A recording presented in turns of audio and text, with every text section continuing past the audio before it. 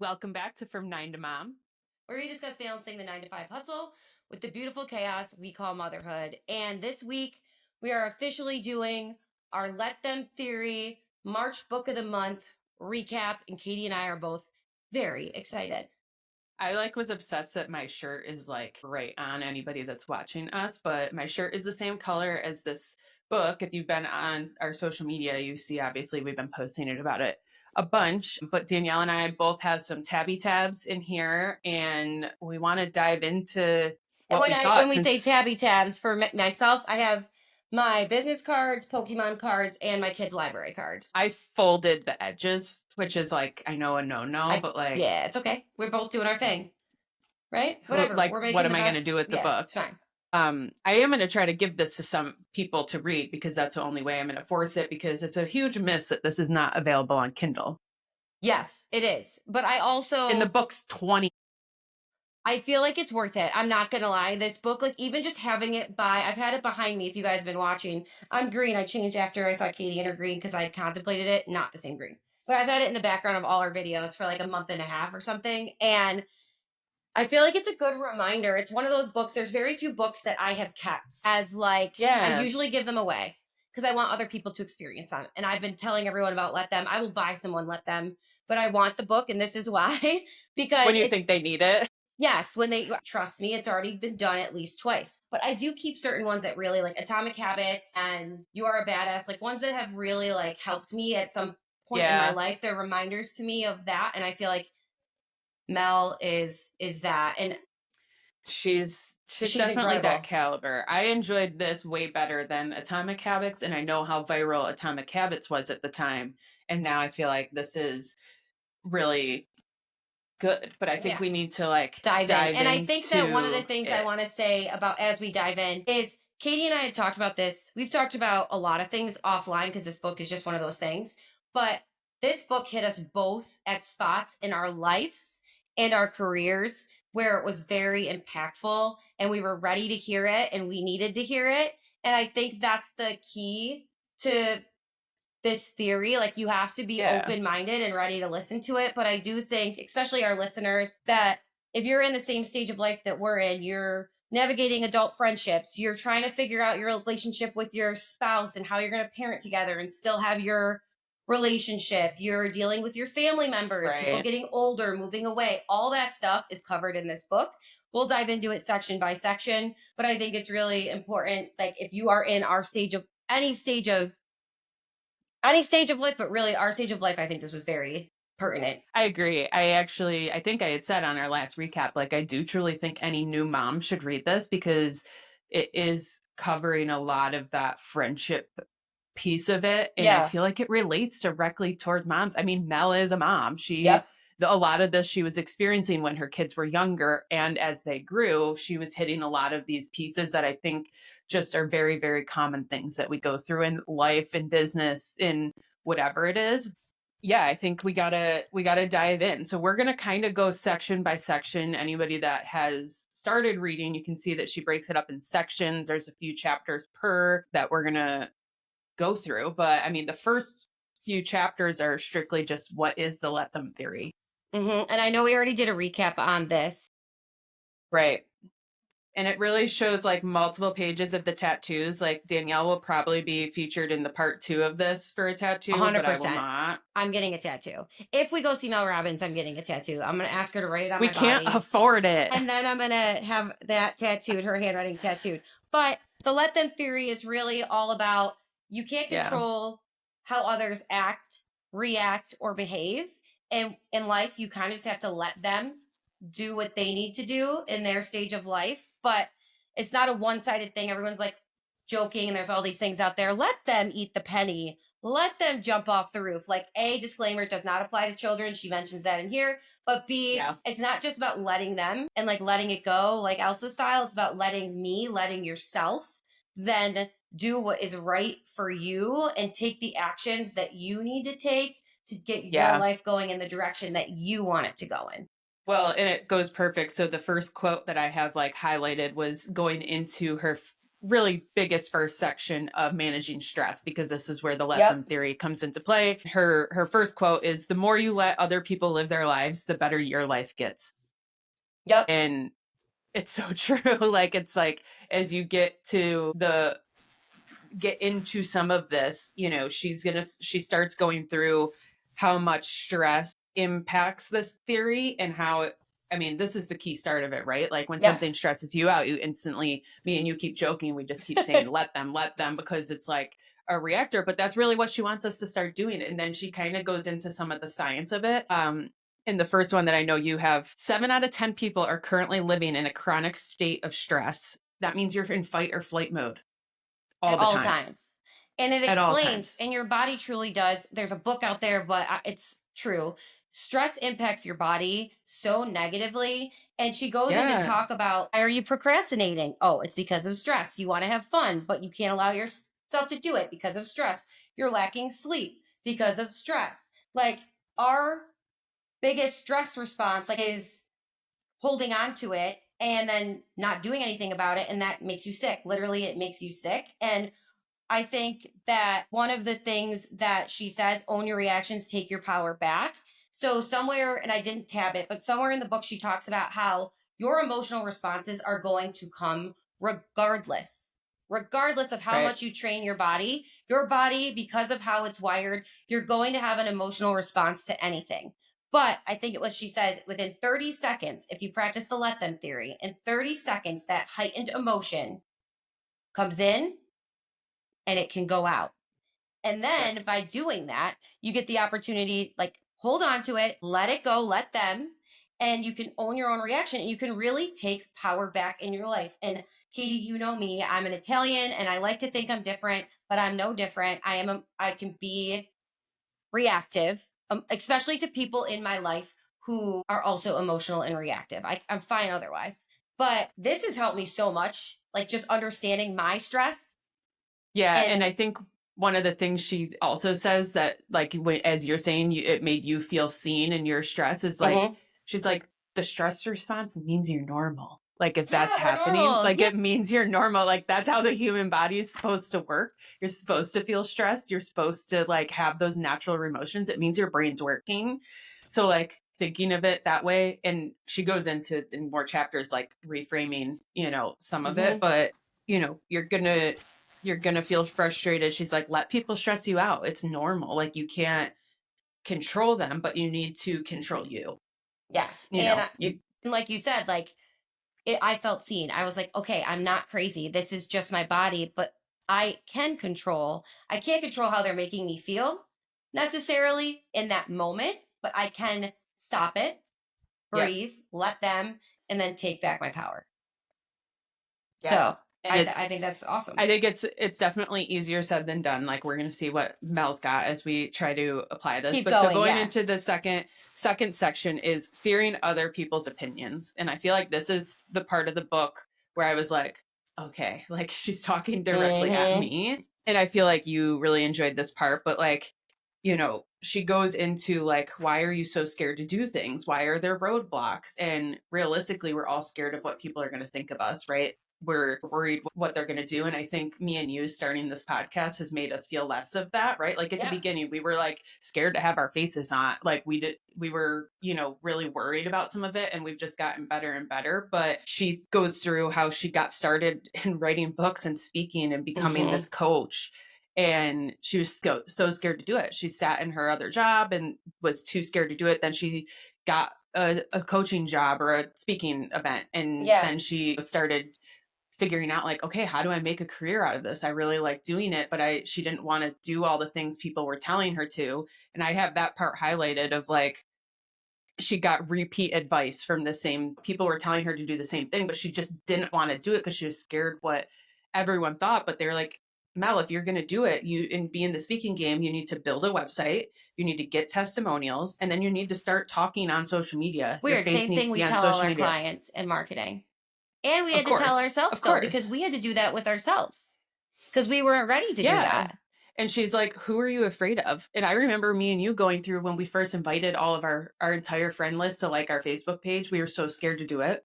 We were like, oh, I do we sent really you the want to, like, message bug like eight everyone? times. I feel like, of Are what we I was doing going it? to Are we say to doing them. it? Are we going to do this? Are we going to tell everyone we're doing this? And I think you got hit at the same spot I did. And she says it like when she's speaking to herself, she says it in like italics. And she's said, Mhm. "Who are you afraid of, Mel?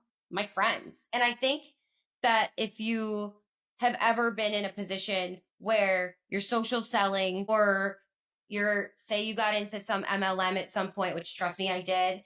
One of the biggest things I think that hold you back is your friends. And she talks about, well, this Yeah. account was always for my friends. It's pictures of my kids, it's pictures of my husband, it's what I Right. do on the weekends. Like, and I had somebody before Mel tell me, like, who are you authentically, Danielle? Just take who you are authentically and be that person online. Don't be afraid. I didn't fully Yeah. get it. I tried, but I didn't fully get it until I was reading this. And I think, like you said, because we're in the throes of the podcast, and Katie, you're going through, we started reading this book right when you found out about your speaking engagement. And Mhm. I've always dreamed of, it's always been a joke, like somebody just give me a product and I'll go speak about it like around across the country. Yeah. But I do feel, and this is where she talks about copying people too. I always felt like, oh, I don't want to copy that person. There's already so many people who are speakers. There's already so many people who are social media experts. There's already this, that, and that. And it was always my excuse. I don't want to copy anyone. Well, copying is the best form of flattery. And she literally talks about how you should copy. Let someone, if someone else paved the way for you and figured out how to And do do it it, your way. that's Yes. awesome. Now you get Use to the put your spin playbook. on it. And that's where I think a lot of her advice came from. She started asking people that were doing what she wanted to do and said, how are you doing it? And they gave her the formula and were like, go do that. So it's like the same thing with networking. Like, don't feel threatened by people in your space. Like, go network with them. Be, what you want to be. But she was saying, in here about what people think and how to kind of get over that, because we're going to get into some other things, but you have zero control over what someone else's opinion is of you. Even if you talk that person, you can't force somebody to change. So why, if they already have that opinion, you have to let Accept it. them and let you go do what you want to do, because that's going to be what makes you happy. And she told a story about someone who wanted to see her friends and to see her grandparents. And this resonated so much with me because I'm an overdoer, but it makes me feel it. Everyone's like, why are you putting that stress on yourself? Why are you doing that? For me, it's what I want to do. I'm grateful that I took the time to go see my friends and still be at my kids' game because, yes, was it a sacrifice? Yes. Was it stressful? Did some people maybe want you to stay at the, be earlier to the game or to stay Right. at your friends longer? Sure. But at the end of the day, like, make decisions that make you proud, that make you happy with yourself. Someone's always going to be there on the other side saying why, or I would have done it this way. Well, that's great. You get the opportunity to do that your way when it's your turn. And we posted this quote at one point, but like, I have said this so many times because it is really how I've always felt about life, but never knew how to take it into my like control. But you Mm-hmm. get one wild and precious life. So go live it in a way that makes you proud. Like, don't waste this precious life worrying about what other people are thinking about you, Right. worrying what your friends are going to say. If they're your friends, they're going to love you through it. So what? They might talk about you behind your back. Did you see Danielle posted another thing of her and Katie? They still love me. Who cares? And if they don't, Right. it kind of leads into like, There's more. We're going to get there's into more for that. that, right? Like, there's more for that. Well, and then this section ends with how to love difficult people. So Mm-hmm. exactly that, like figuring out. And the example that she gave, I think really goes to new moms. Like, all of us go through that thing where you bring your newborn baby home, and some people are bugging the shit out of you to come Mm-hmm. visit that baby, and some people are go silent, and it already starts making you think like so many things, like, oh, they don't want to come, or this person's so annoying because they want to come. And in reality, all probably stems from a good place most of the Mm-hmm. time. But some of the stuff she goes through about how to, deal with those people, and really putting yourself in a frame of reference, like the tale of put yourself in their walk a mile in their shoes, or whatever it is.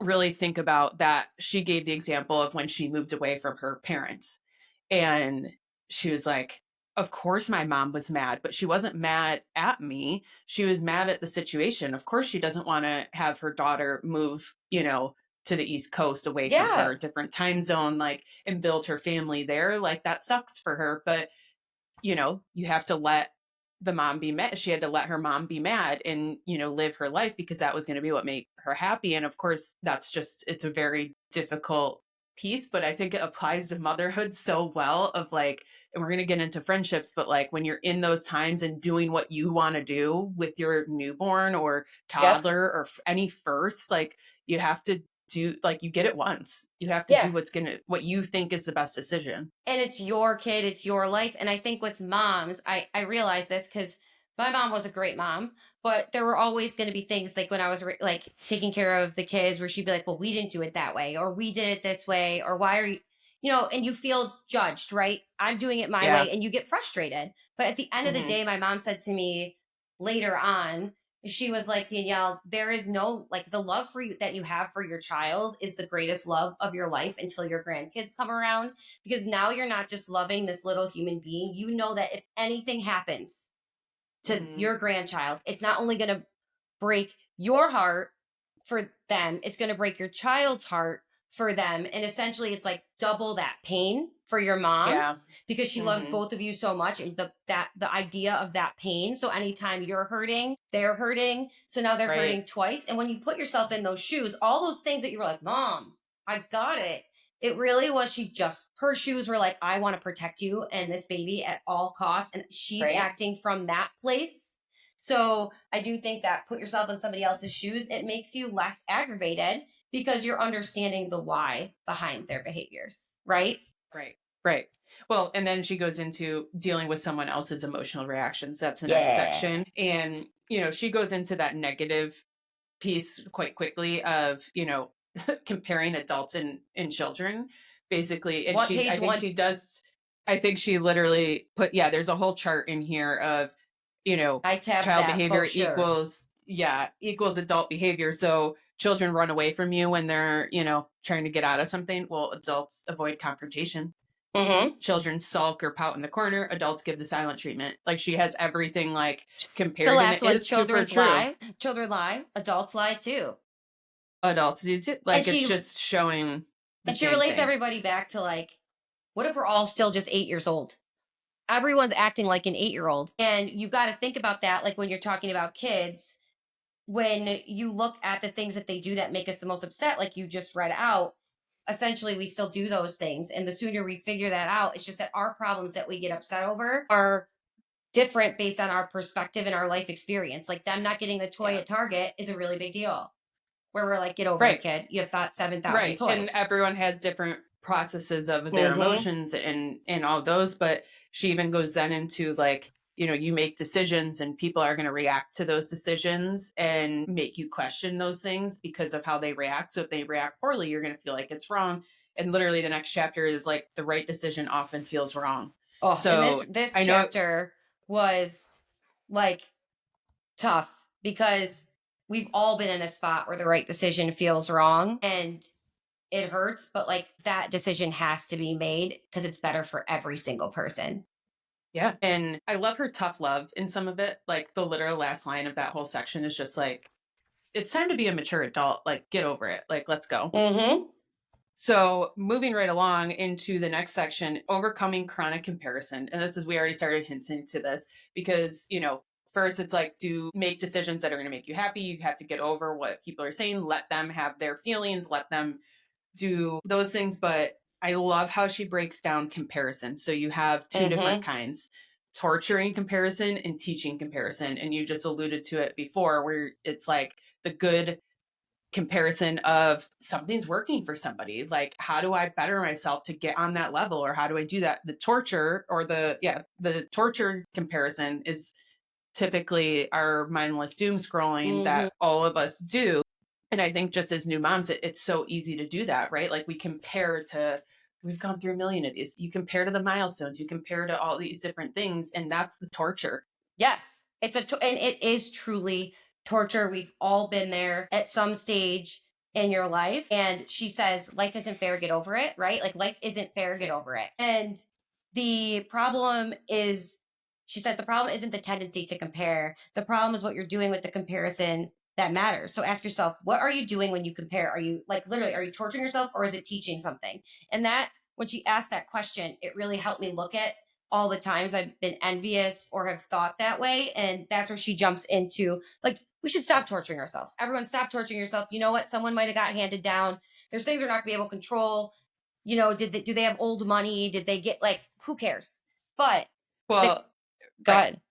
no, and it's like it's just sometimes it's just not fair. But her example in this one of the interior designer, do you remember that part where she was Yes. like her best friend was like going through this?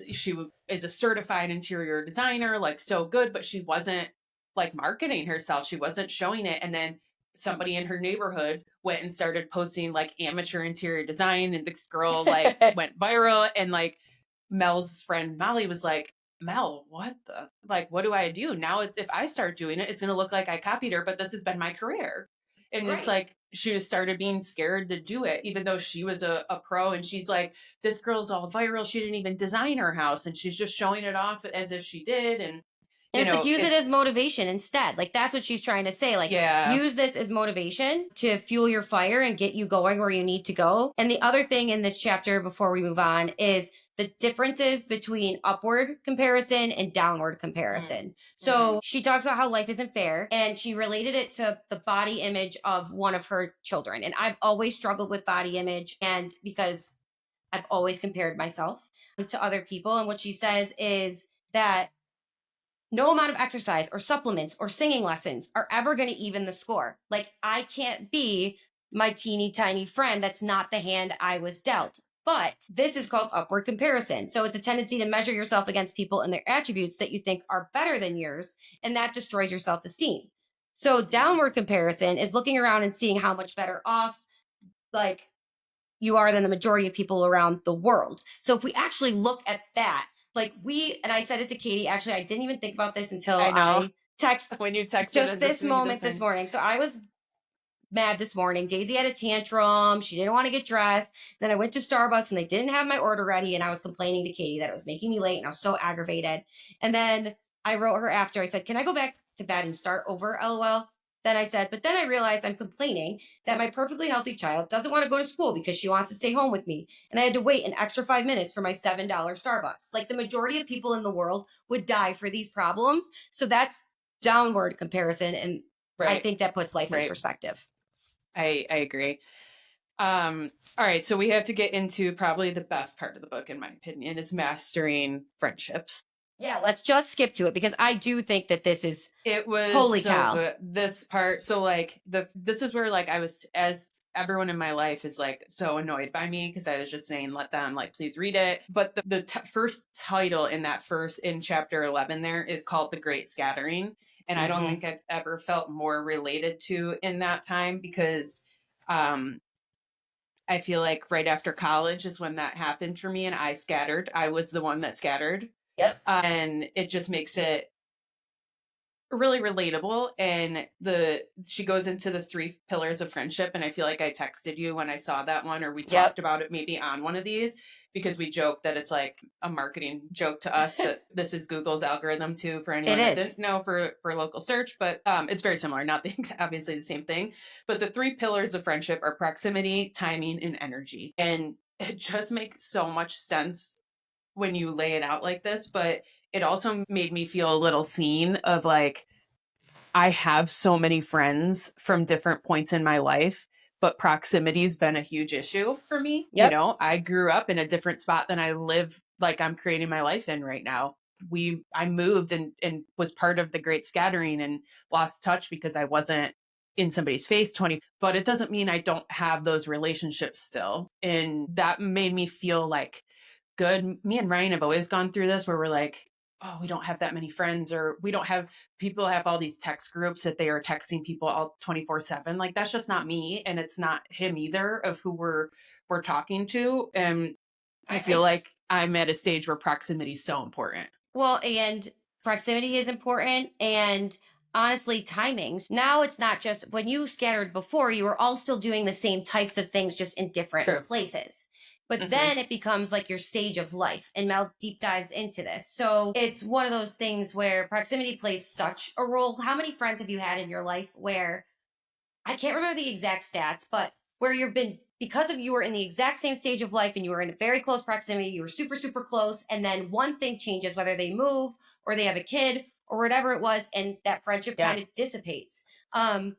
I think that has to do a lot with the timing, right? And I Yeah. feel like with my college friend, she talks about the average amount of time. It's like 270 hours you need to spend with somebody to consider them Yeah. a friend or something. Yeah. And I think about that's why it was so easy for us to make great friends in high school. Think about it. You were playing soccer. You were a We were good there. student. I was a Yeah. cheerleader. I was like same people, same life experiences, going through the same thing, and all those hours of time together. And that's why I'm so Yeah. close with my college friends still. But the energy that we have to put in, like we have to coordinate every single year. We go get together in a cabin and do whatever it takes in our lives to spend that time together. And that's kind of those things that you have to do. And I remember I am reading, like, I'm looking back at some of the things I tabbed. And I remember sitting in my car one day. Jordan was like, "Hey, Danielle," it was when I had the baby. And he's like, "Go out, get a drink. I've got it." And I was so excited.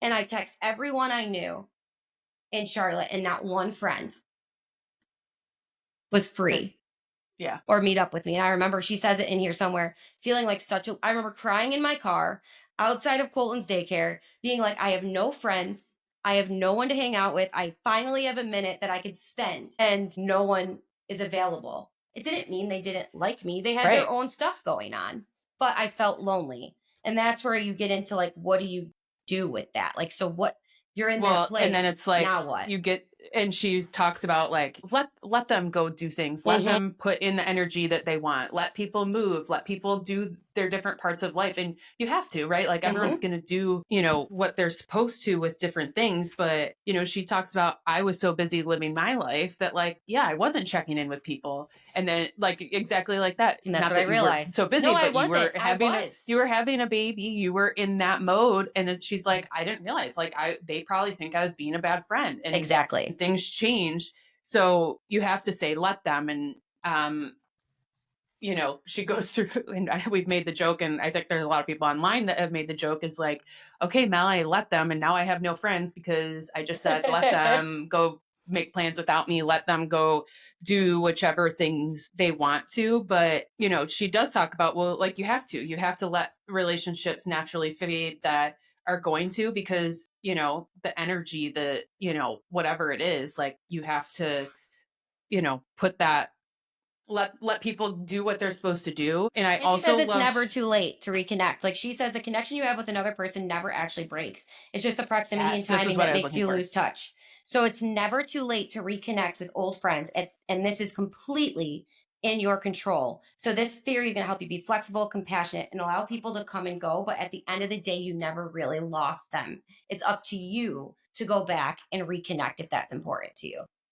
Well, and then that's where the next thing is the habit of going first. Be the one to make the plans, be the one to do this. Don't be so prideful that you have to, you know, you're waiting for everyone to text you, because no one's going to do it. And I think No, there's a because they're viral all TikTok sitting thing of like, there. no one's coming. No one's coming to get you. Nobody's going to drag you out of the hole. Like, No. just do what you want to do because you want to, whether you're the one that has to always do it How or many whatever times it have you been at is. a play date, or like not a play date with an individual, but Katie, I think you brought this up to me. I'm going to put you on the spot because it happened to me. It's happened to me so many times. But like you're at this event for your kid, right? And you're meeting all these people, and somebody like really like you thought this could be a good friend for me and for like the Jack, and I want to be friends with them. Yeah. And but should I give them my number? Should I just hang back? Yeah. You I don't second want to guess. look stalkery. I don't want to like, but Well, it's that's what really I about you have to be the first one.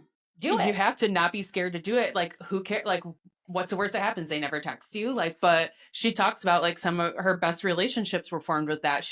I don't remember if it was this section or not, but she talks about like how she went into the same coffee shop like 2 or 3 times a week, and then she saw the same guy sitting there. She finally just went over and introduced herself and was like, And hey, now so they're then now best when I come in, friends. I can say, hey, so and so, and hey, so whatever. Like, she's like, but they're just in my proximity. Like, I might as well know who they are. I learned my barista's name. I learned, Yeah. it just makes me feel more connected to And I my started doing community. what she said. So she says to go get like a note in your phone and start labeling people that you've met that like you are, and what like a characteristic about them or where you met them, to like get that's so creepy, but like it does help because I forget names a lot. And then I'll tell you the story of one of my best friends that I've met so far.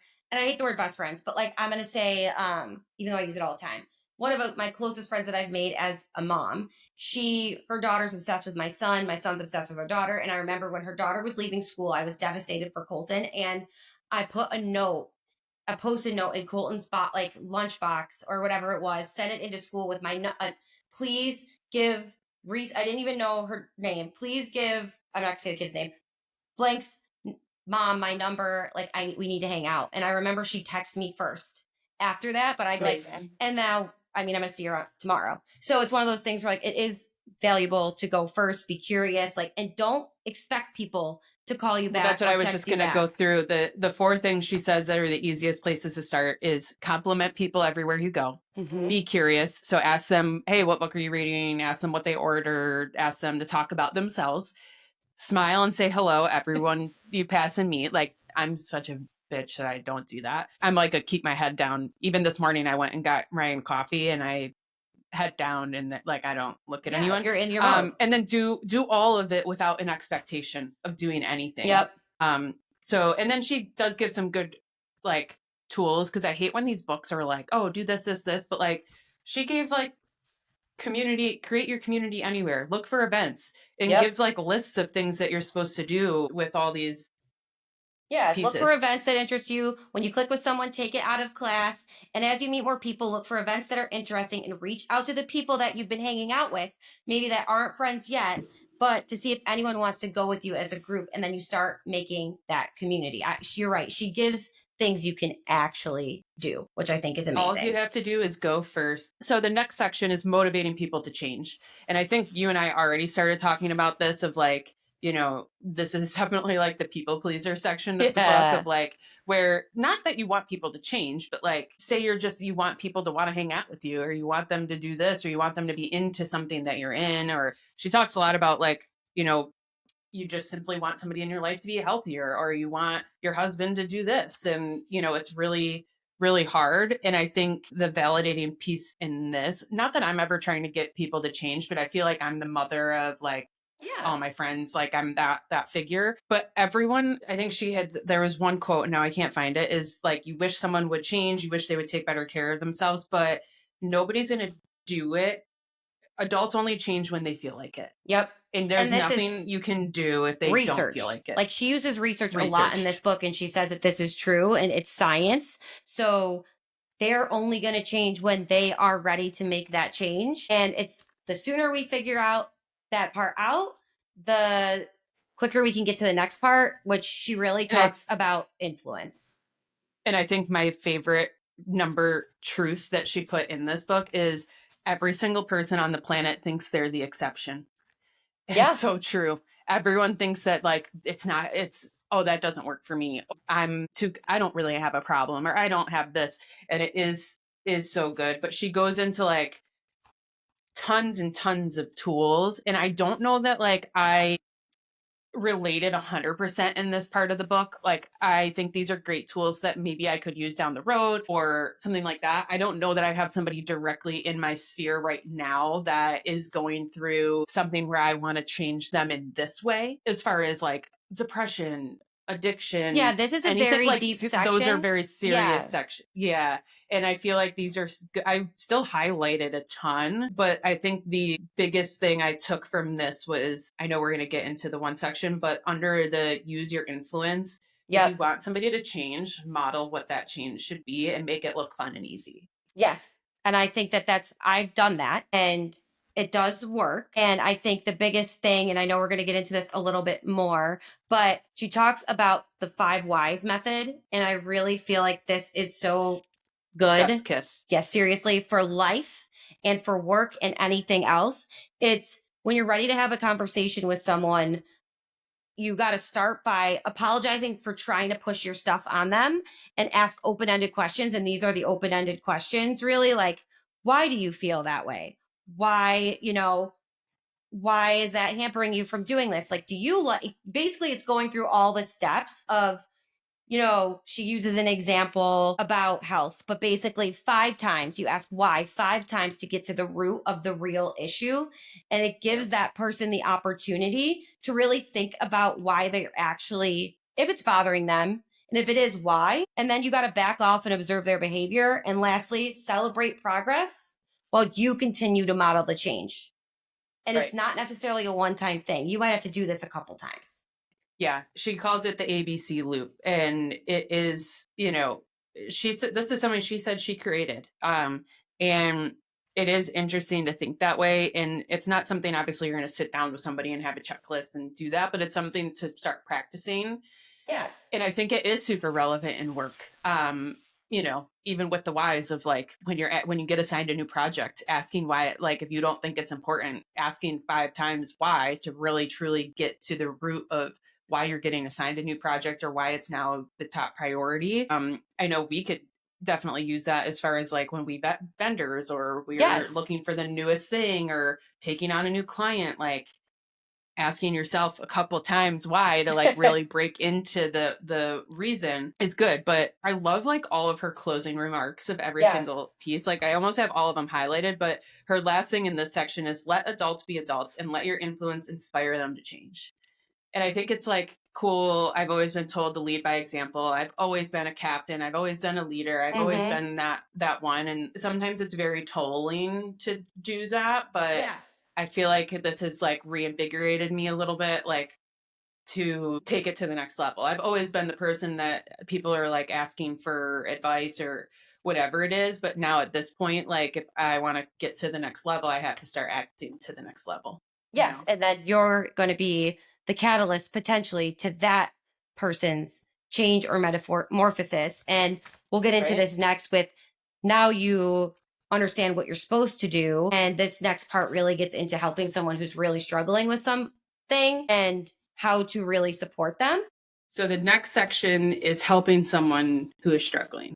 Yeah. And Katie, I know you and I both said we've been lucky enough in our lives where there haven't been too many crazy things, but you can apply this to anything. And I think the biggest thing that she says in this next section is it's titled, "The More You Rescue, the more they sink." And I think so often in life when we want someone to change, we do two things. And it's you push them to change, you're trying to force change, or you try and take things off their plate and give them an easier life so that they have the capacity to change. Like if I can make their life easier, I can make change easier. And Mel says that's wrong. So in other words, when she talked to Dr. K, if it's easier to avoid the problem, they'll never face it. And that's where she gets into really letting people learn from their own lives. Katie, you mentioned like, let people be adults. They are adults. You need to let them learn. Their ability to experience and learn things are going to help them push forward, and it's going to force them to stop avoiding the problem. So we have had things in our family where people have been enabled, to do things because they thought it was the right thing to do, especially when that comes to addiction and things of that nature. And the truth is, a lot of times people do need to hit that spot to be able to accept change. It also doesn't have to be as serious as like addiction or anything. Just even like when she was talking just about the little bit of financial support. Yeah, you're right. She's like, listen, if your parents pay for a phone bill, if they pay for an electric bill or anything, you are giving them access to give their opinion. And I think that's just, a lot of people in their 20s now, you stay on your parents' insurance till you're 26. Like if you're on that, then they get access to your medical care. Or if you get, you're still on their phone plan because you're single or whatever, like you give them access to ask you for money or hold it over on you. Yeah, like that financial. I think of Jordan. Sorry, Jordan, I'm calling you out. So Jordan has like the best metabolism in the world, but I always worried about his health because he could eat like a garbage pail and still be fine. And back in the day, I remember trying to force him to get healthier, right? Like I really wanted him to be healthier, but he wasn't understanding it was because I just wanted him to live longer. But regardless, he needed to want to change. And he kept getting kidney stones. And one of the times he got kidney stones, a few weeks before, he had eaten 2 packages of Zweigels that my mom or his mom had brought down from New York. And I remember him doing some research that I'd already shared with him. But he did his own research. And he's like, Danielle, I think hot dogs are contributing to my kidney stones. And he stopped eating hot dogs immediately. Because he was ready. He did not want the pain of those kidney stones anymore.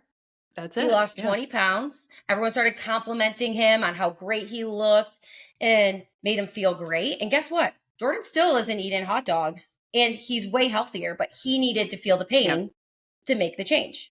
So it's true. And it is. And it's so applicable to many different areas of life, of things of like, you just have to let it go. And I think it's something that we'll have in the tool belt for later. I think this is something we will probably see with our kids. We're just in the point where we're making, like, they need us for basic survival at this point. But like, when it comes to supporting them with items and things, like we talk about them being spoiled and like that, like eventually, like we're going to have to cut off certain things to make, or let them hit the, whatever it is. There's going to be so many cycles of that, I think. Yes. Just and I think people get upset about this theory if they haven't read the book, because they're like, oh, we're just going to let them like be scared. We're going to let them do this bad thing. No, like let them drink and drive. Yeah. She gave like a bunch of examples. Of course not. And as a parent, especially, or as a spouse, you love people. So she talks about, one of the doctors she talked to started the with them approach. And I did highlight this because you can't control people's anxious reactions. Your power is in your response. So let me validate what they're feeling. Oh, honey, I'm sorry you feel so scared. Let me separate my emotions from theirs. This is hard for me too, to see you so sad. Let me comfort the person I love who is struggling. A hug always does wonders. And then let me support them by assuring them that they have within them the ability to do something that feels hard. And I feel like that gives you a little bit of power back in a hopeless situation. Like, you're not just letting people destroy themselves. You could still be there for them without trying to fix it for them. And I like that. I think that's the biggest thing of like, fixing it for them. But I mean, how can we not talk about that example? You just said a little bit about her daughter Sawyer and almost sleep training, right? Like it was when she was a little older. Did she say maybe 8 or 9? And I can't remember. It could have been that, or like maybe it's at like 10 or 11 or something. It was, elementary school age still, but her daughter was so scared at night, would come downstairs and want to sleep in mom's bed, and she thought she was doing the right thing by like making her a bed on the floor, but like she was enabling her to just keep coming in and not face like the actual root of what was the issue. Cause she's like, oh, this will pass. And that is easy to say as a parent, like it's a phase. Like they're going to get through it. Everything's a phase. But if there is an issue, you have to get to the root of it. And I think it's something that is very, sleep is like the number one thing, but she was just so desperate, right? Like it was affecting her, and she's like, just whatever it takes, we both will sleep better or whatever. But it's like, okay, maybe if you just struggle for a month, you'll be better off in the long run, or whatever it is. So, that's a different rock bottom. Like, you're not going to just let your 8-year-old cry in their room or like lock them out of your room. Different. Like, and that's what you were saying. Like, she went in and hugged her and said, sometimes I get scared too, like validating the feelings. And, it's, these are, I think, just the way she gives ways to innate, like the tools to put in place to try to help with some of these is, like you said, we'll probably use it even more as our kids get older. And the other part of this book that I thought was really nice is about, stand by their side and hold the light high for people, be a beacon of hope, and believe in them. So believe in their ability to heal and create an environment where change is possible. And I think that instead of changing the idea and the concept from saving people and then letting them do what they need to do and believing in their ability to heal themselves and just being there, shining the light. Like, how many times have you needed that from someone, or, when things get tough, and it's just it seems silly, but it's just let them feel loved, accepted, and supported in that moment of hardship. Don't downplay what they're going through.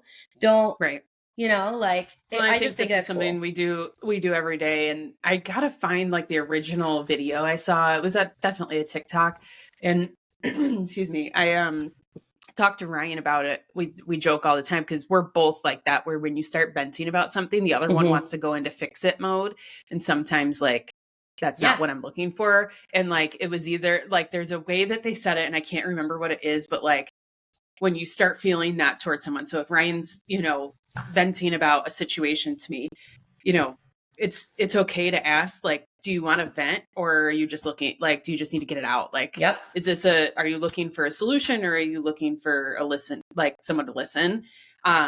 Because that sometimes is the stem of some of our fights, is like, I'm a fixer. Like, I'm like, okay, well, you feel this way, like I can do this. And he's like, no, like, I don't need that. And then it stems more frustration out of him because he's like, well, stop. I don't need you to do anything. I just needed to get it off my chest.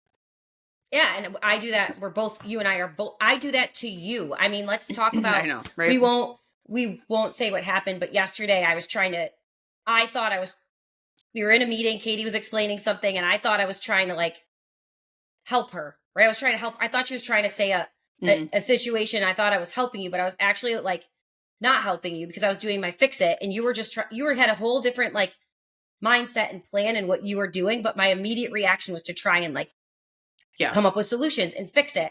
And probably because of this book and our relationship, I was able to tell you like in the moment, I was like, hey, I feel like this is off. And you were able to tell me you are off. I don't need you to fix it right now. Like I'm doing something different. And it's just funny that we do it in all of our relationships when that's your personality. Right. And sometimes that step back, like, how do I support you in this moment?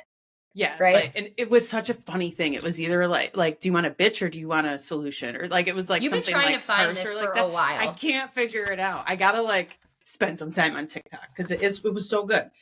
So the last section of the book is about choosing the love you deserve.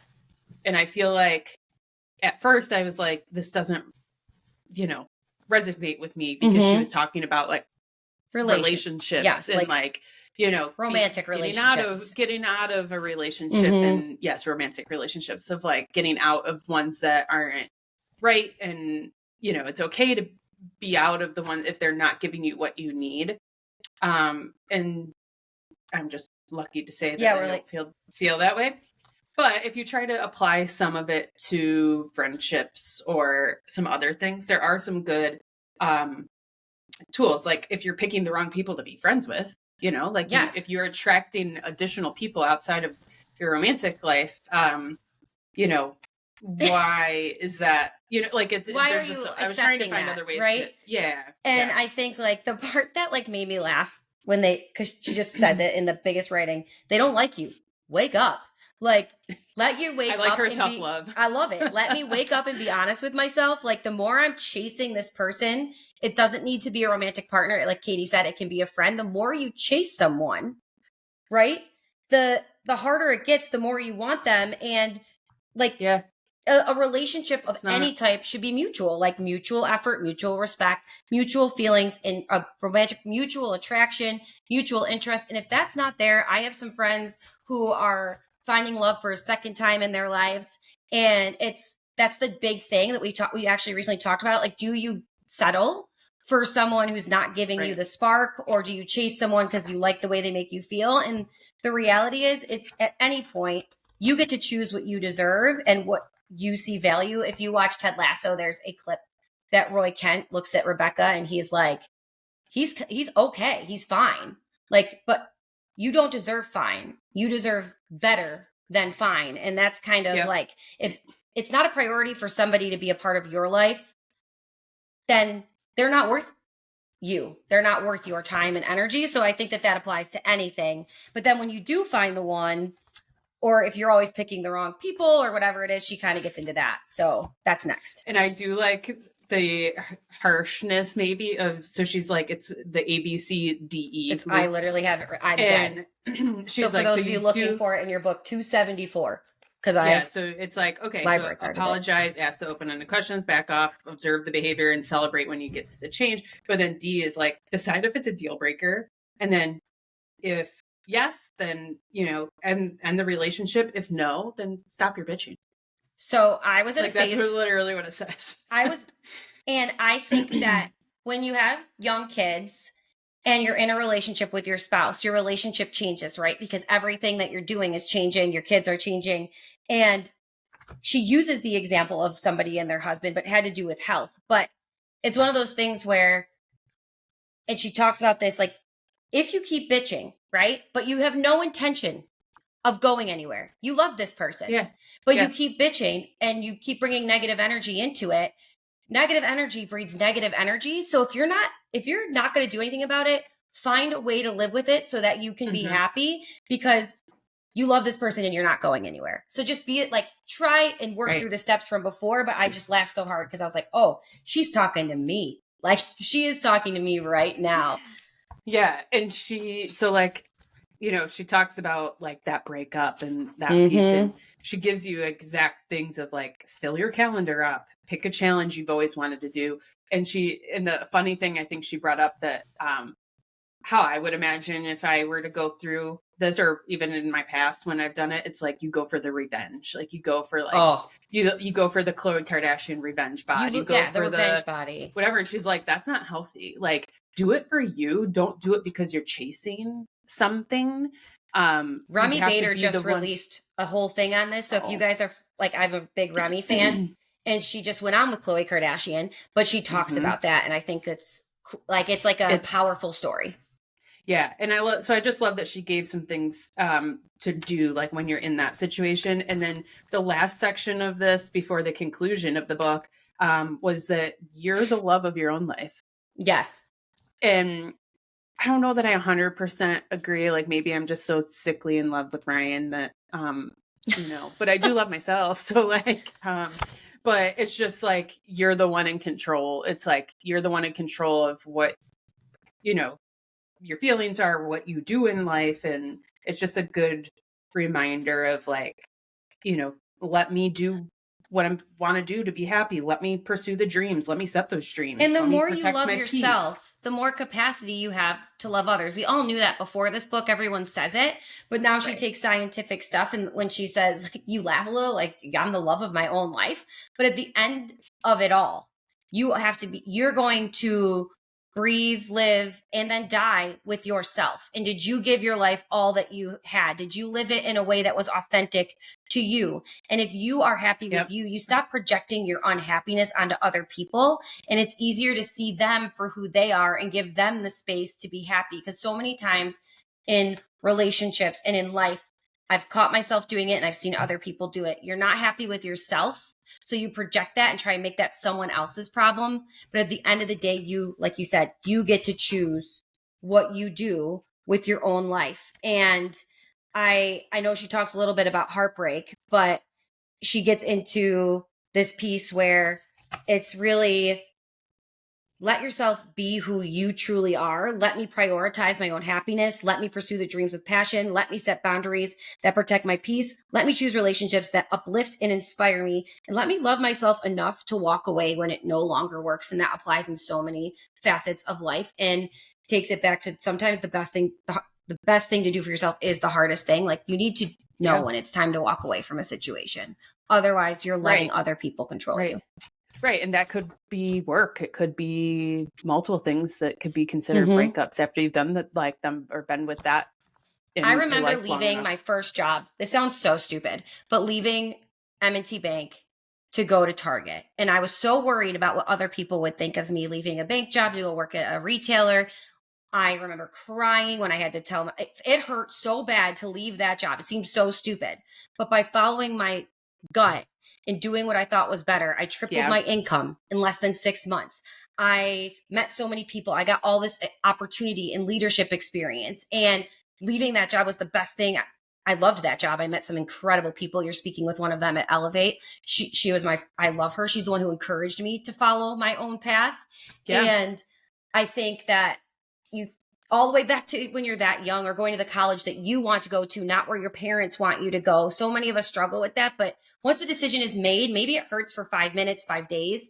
At the end, it's so much better because in 5 years, I would take that. You would take certain pains over again to get where you are now. And then she gets into the conclusion, really.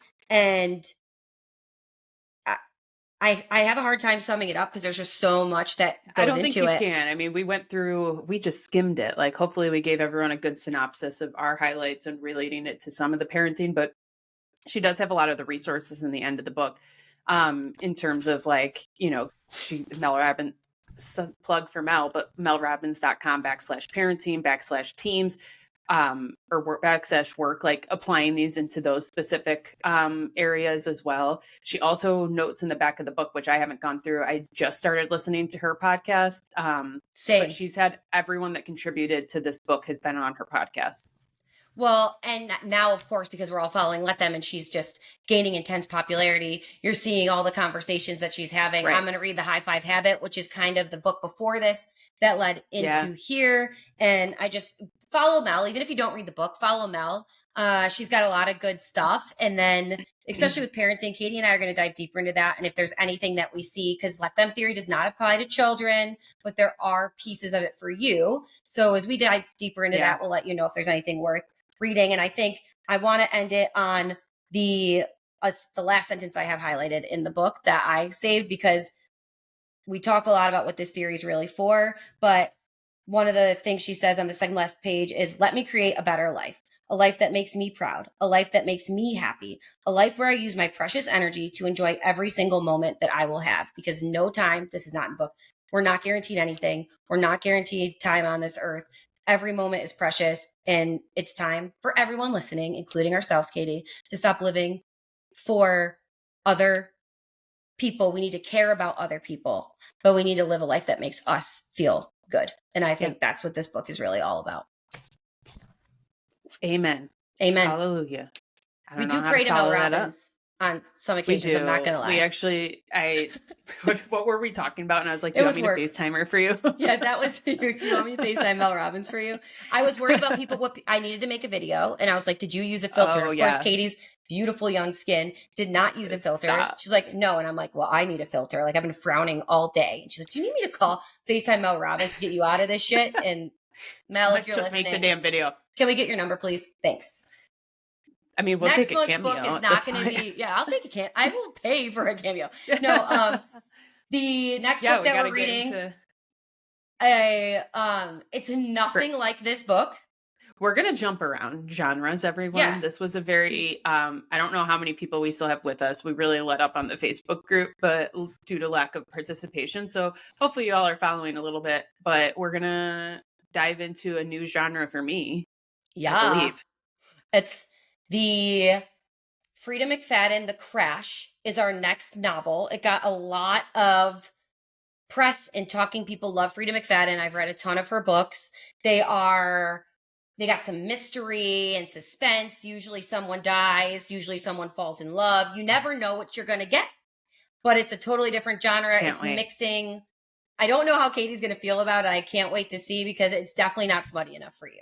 But hey, let's see what we get. I read the Let Them theory that smut isn't a top requirement, honestly. Like, I just hope no one, like, it's not like a gory death of. There's no gory. We'll see. There's no. Her things usually aren't gory. They're not like in detail. Okay. It's more about the who done it, right? Okay. So who crashed the vehicle? Is that what this is about? The crash. Spoiler alert, Danielle already read it. I couldn't help myself. I got the book. I read it. I know, you're not good at following the book club. No, I suck at following the book club. I'm going to do better next time. Maybe you surprise me with what the book is next month so that I don't know. Yeah, right. I'll wait till like 2 weeks. So that in the month we'll block you from everything. Yeah, we're open to suggestions. So if there's things out there that you guys think we should read or you're going to, that's on your, to be read list, let us know. But I think it's time for us to clock out. And clock back in to the 9 to 5. We'll see you guys next time.